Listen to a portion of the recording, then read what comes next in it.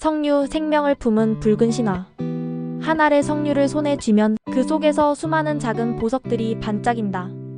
맑은 즙을 품은 투명한 방울들, 그 안에 깃든 색과 향과 소리가 있다. 붉은 빛은 오래전부터 생명과 피, 재생을 의미했다. 석류의 붉음은 단순한 색이 아니라 인간이 오래전부터 자기 자신과 세계를 이해해온 방식의 상징이다.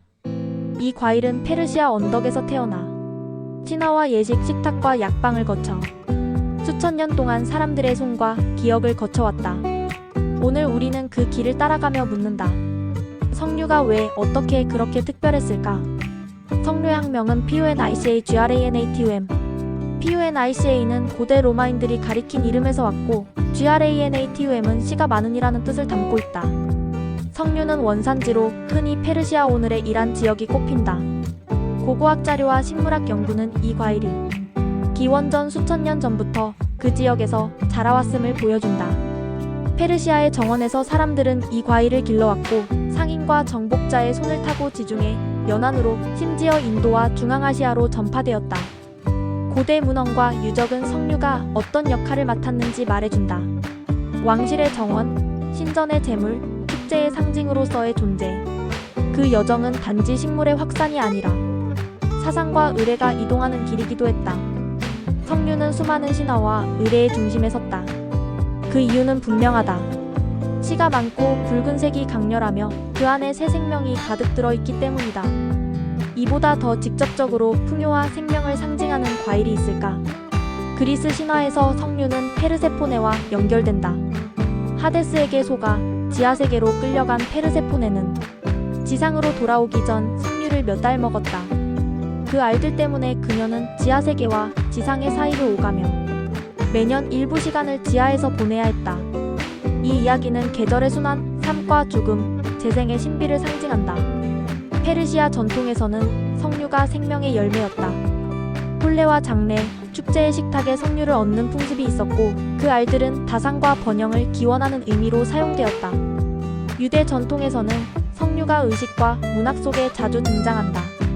전통적으로 석류에는 613개의 시가 있다는 말이 전해지는데, 이는 모세의 율법 또는 토라의 계명수와 연결지어 해석되곤 한다. 실제 시의 수는 품종마다 다르지만 이 전승은 석류가 법과 규범, 완전성을 상징하게 만들었다. 이슬람권과 중동에서는 석류가 낙원의 과일로 여겨졌고, 성서와 꾸란에도 과일로서 또는 상징으로 여러 번 등장한다. 그 모든 신화와 의례는 하나로 모인다. 석류는 생명, 재생, 풍요, 그리고 신비를 품은 매체였다. 겉보기엔 둥글고 단단한 과육이지만 석류 내부는 복합적인 구조다. 두꺼운 껍질과 피, 라인드 안에는 흰색의 막중겹, MESOCARP 여러 겹으로 나뉘고, 그 사이사이에 알을 ARIL이라 불리는 투명하고 즙이 들어찬 주머니들이 촘촘히 박혀있다. 각 알일은 하나의 씨앗을 감싸고 있으며 이 씨알들이 모여 석류의 보석함을 만든다. 이 구조는 종의 전략을 보여준다. 알일의 즙은 새들을 유인하고 새들은 이를 먹고 씨를 퍼뜨린다. 즉, 씨앗은 먹이로서 그리고 동시에 식물의 번식을 돕는 매개로 기능한다. 자연은 이 안에서 유인과 보호의 미학을 동시에 설계했다. 석류의 색은 안토시아닌류 ANTHOC와 EANINS와 폴리페놀에 의해 만들어진다. 이 색과 맛, 그리고 향은 생태적 상호작용의 산물이며 인간에게는 곧 아름다움과 맛으로 다가온다. 석류나무는 보통 낙엽성 관목이나 소규목으로 자란다. 기후 조건은 비교적 넓지만 건조하면서도 여름이 따뜻한 지중해 성기후에서 특히 잘 자란다. 여름의 뜨거움은 당을 축적하게 하고 가을의 서늘함은 색을 진하게 만든다. 꽃은 화려한 주황 마이너스 빨간 계열의 관상성 꽃으로 벌과 곤충들이 수정에 관여하며 수정 후 몇 달간 열매가 자란다. 수확 시기는 품종과 기후에 따라 다르지만 보통 늦여름에서 가을에 걸쳐 수확된다. 번식은 주로 접목과 삽목으로 이루어진다. 상업적으로는 품종의 특성을 보존하기 위해 접목을 많이 사용한다. 석류의 수명은 길고 잘 관리하면 수십 년 동안 열매를 생산한다. 석류는 단지 아름다운 과일이 아니라 화학적으로도 흥미로운 덩어리다. 주요 생리활성 성분으로는 폴리페놀 POLY, PHENOLS, 탄닌 TANNINS, 퍼니칼라진 PUN, RCAL, AGIN, 엘라직사니엘LAGIC에서도 안토시아닌 ANTHOCYANINS 등 있다.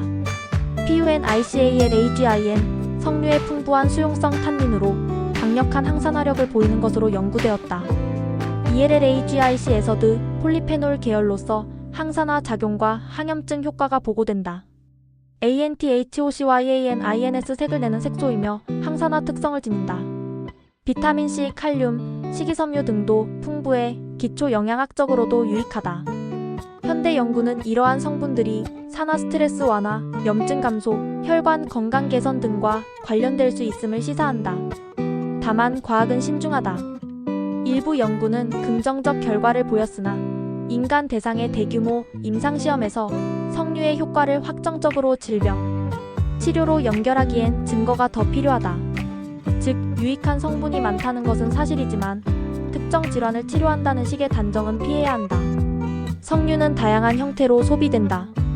신선한 아리를 바로 먹기도 하고 즙을 내어 주스로 마시며 농축해 석류 몰라세스 파머그레넛 멀레서즈나 그레나딘 GRENADIN으로 쓰기도 한다. 중동에서는 석류로 만든 소스나 드레싱, 샐러드 토핑으로 흔히 쓰인다. 석류씨를 그대로 건조하거나 과육을 통째로 보존하는 전통적 방법도 존재한다. 건조 과정에서 당이 농축되고 풍미는 깊어진다. 이러한 가공은 보관성을 높이고 계절을 넘어 석류의 맛을 연속적으로 즐길 수 있게 한다. 석류는 미술과 종교, 문학에서 반복적으로 등장한다. 고대 중동의 모자이크, 비잔틴 성화, 중세, 유럽의 정물화, 이슬람의 공예품, 페르시아의 서사시까지 석류는 붉음과 풍요를 시각적으로 환기시키는 소재로 사랑받아왔다.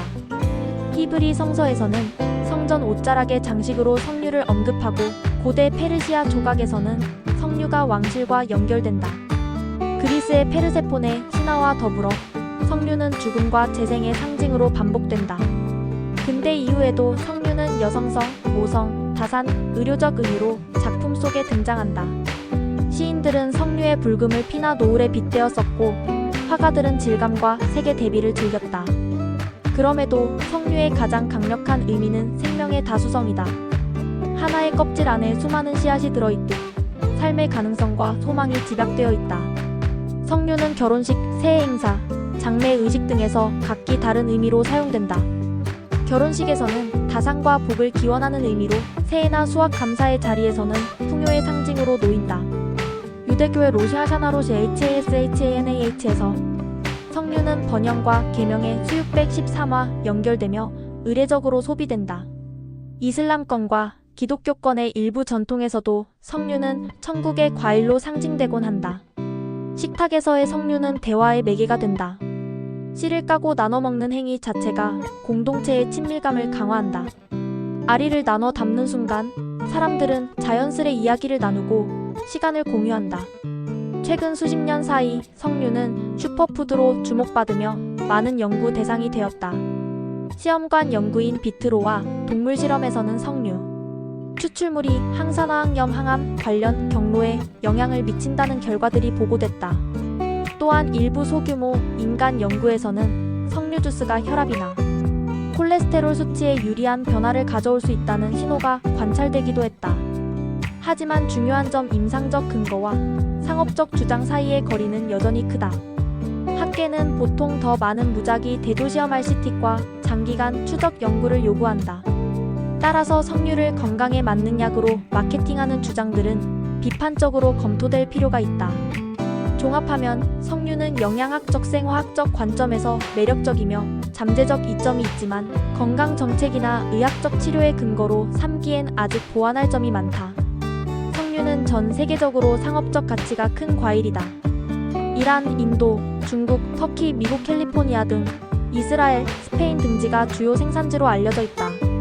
지역마다 품종과 활용 방식이 다르다. 예컨대 이란에서는 아나르ANA알라 불리며 주스와 시럽이 주요 산물이 되고 스페인, 이탈리아에서는 와인 또는 농축액으로 가공되기도 한다. 석류 산업은 농촌 경제에 중요한 역할을 하며 가공과 수출을 통해 부가가치를 창출한다. 또한 지역 특산물로서 관광과 문화산업과 결합되기도 한다. 축제나 체험 농장, 가공 공장 투어 등은 지역 브랜드를 강화한다. 1. 석류는 하나의 사례로 인간이 어떻게 자연을 읽고 이용하며 의미를 만들었는지를 보여준다. 씨앗 하나하나가 삶의 가능성처럼 보이듯 석류는 생태적 지혜와 문화적 상상력이 만나 만들어낸 산물이다. 농부는 땅을 읽고 품종을 골라 심고, 장인은 즙을 짜며 소스를 만들고, 학자는 성분을 분석하며 예술가는 색을 빚는다. 이 모든 역할이 합쳐질 때 석류는 단순한 과일이 아니라 공동체의 기억이 된다. 1. 한 알의 석류를 까는 순간은 개인적 의식이 된다. 씨를 하나하나 집어 먹을 때 우리는 천천히 침묵을 허용하고 손끝의 촉감과 입안의 소리, 그리고 향기의 파편들을 모은다.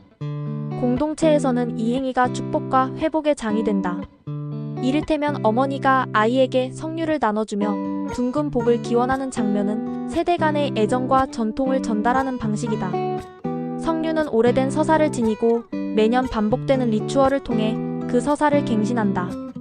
붉은 알 하나는 단지 영양과 맛을 제공하는 것이 아니다. 그 안에는 인간이 쌓아온 기억, 신화, 과학, 경제, 예술이 함께 들어있다. 우리는 석류를 먹음으로써 과거의 말을 듣고 현재의 맛을 느끼며 미래의 가능성을 씨앗처럼 품는다. 석류는 묻는다. 당신은 어떤 삶의 씨앗들을 간직하고 있나요? 그리고 조용히 대답한다. 우리는 함께 심고 기다리고 나누며 살아간다.